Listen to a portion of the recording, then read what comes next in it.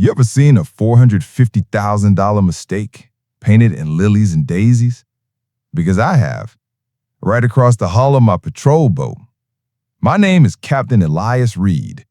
20 years in the U.S. Coast Guard, saved lives, fought storms, and now I'm at war with a homeowners association.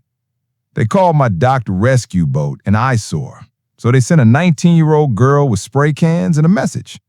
Only problem, that message was graffiti, and that eyesore was federal property. Now the town's HOA president is facing federal charges, a $450,000 fine, and a daughter who realizes her rebellion was just another pawn in her mother's game. You want to know how that happened? Let me take you back to Port Haven, where flowers bloomed and justice burned. HOA tagged my naval patrol boat. They didn't expect a $450,000 federal fine. The coastal town of Port Haven buzzed with whispers when the Karen flowers bloomed. Not real flowers, mind you, but sprays of vibrant paints, daisies, and lilies scrawled across the hull of my federal patrol boat, the Sentinel. I'm Captain Elias Reed, a 20-year veteran of the U.S. Coast Guard, and that boat was my pride, my shield, my second home. The graffiti wasn't just vandalism. It was a declaration of war from the Seaside Heights Homeowners Association, HOA, a group notorious for their iron grip on the town's aesthetics. They called my docked vessel an eyesore. I called their flowers a $450,000 mistake. It started 3 months ago. The HOA, led by Christine Smith, a middle-aged woman with perfectly coiffed hair and a jelly jar full of rage, sent me a formal complaint about my boat. Margaret Klein, a woman with a smile as sharp as a switchblade, sent me letters demanding I relocate the Sentinel. It disrupts the neighborhood's charm, they claimed, as if my boat, which had saved 43 lives in a single storm last year, was less charming than their manicured lawns. I ignored them. The dock was federal property beyond their jurisdiction. But Margaret didn't take kindly to defiance. Her HOA cronies whispered about teaching me a lesson. I didn't expect their lesson to involve spray cans and a 19-year-old artist named Latoya Klein, Margaret's daughter. Latoya was Port Haven's rebel, a girl with a paintbrush and a grudge.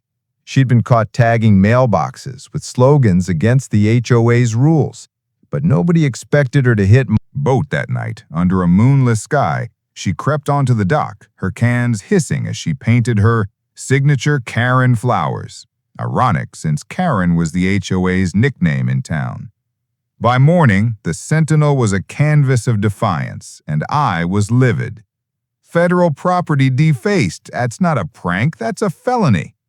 I confronted Margaret at the HOA's monthly meeting, held in their pristine community center. Your daughter's little stunt just cost you, I said, slamming photos of the damage on the table. The room fell silent, faces pale. Margaret's eyes narrowed. Latoya acts alone, she snapped. She's no criminal. But the law disagreed. Vandalizing federal property carries a fine up to $450,000 or 7 years in prison. I filed the report, not out of spite, but duty.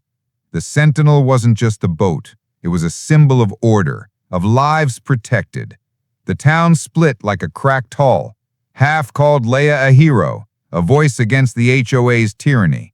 The other half, mostly HOA loyalists, branded her a delinquent. Tensions boiled at the town hall, where Latoya's hearing drew a crowd. She stood there, small but unyielding, her paint-stained hands trembling. I wanted to show them, she said, voice cracking. The HOA suffocates us. Rules, fines, threats. Those flowers were my scream. The room erupted, some cheering, others jeering. I felt a pang of sympathy, but duty held firm. Then came the twist. Old man Harrow, the town's reclusive fisherman, shuffled to the stand. Nobody expected him to speak, hadn't in years. His voice rasped like sandpaper. Latoya didn't act alone, he said. I saw Margaret give her the cans. Gasps rippled through the crowd. Harrow, who'd lost his dock rights to the HOA's regulations, had been watching that night. Margaret's face drained of color. She'd orchestrated the vandalism, using her own daughter to strike. Me thinking I'd back down? The betrayal hit Latoya hardest. Her defiance crumbled into tears as she realized her mother had weaponized her rebellion. The judge didn't hesitate. The $450,000 fine was slapped on Margaret, not Latoya, who got community service. The HOA's reputation sank faster than a scuttled ship, but victory felt hollow. Latoya, once a spark of defiance, now walked the docks alone, her eyes empty.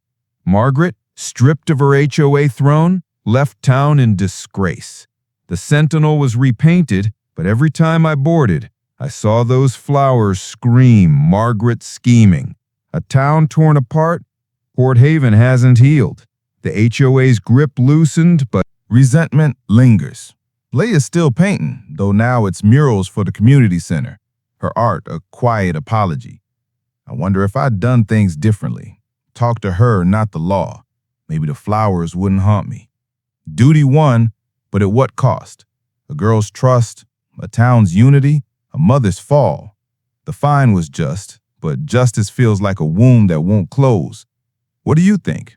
Was Leia a vandal or a voice? Should I have fought the HOA with words, not fines?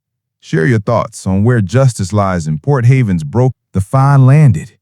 $450,000. Federal court didn't flinch. Margaret Klein, once queen of the HOA, was dethroned, disgraced, and gone. But it wasn't victory. Not really. Because justice doesn't fix broken trust. Latoya, she still paints, but now it's murals for the community center, for the kids, for peace. She doesn't speak much, not to me, not since that hearing. And every time I board the Sentinel, I see those flowers, not on the hull. We scrub them clean, but in my memory, a screen painted in color, a girl used by her mother, a town torn in half. I followed duty, upheld the law, but justice sometimes leaves scars. So I'll ask you, was I right to press charges? Or should I have sat beside that girl, offered my ear instead of a courtroom? Because in Port Haven, where flowers once screamed, justice bloomed, but healing hasn't.